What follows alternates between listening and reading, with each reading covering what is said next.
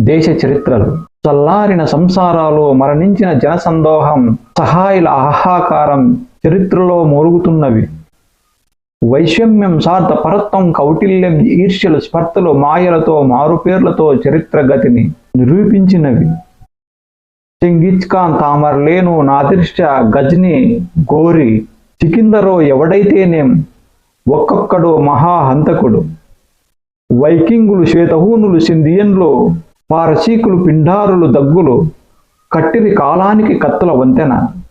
అజ్ఞానపుట అంధకారంలో, ఆకలిలో, ఆవేశంలో, తెలియని ఏ తీవ్రశక్తిలో నడిపిస్తే నడిచిన మనసులు.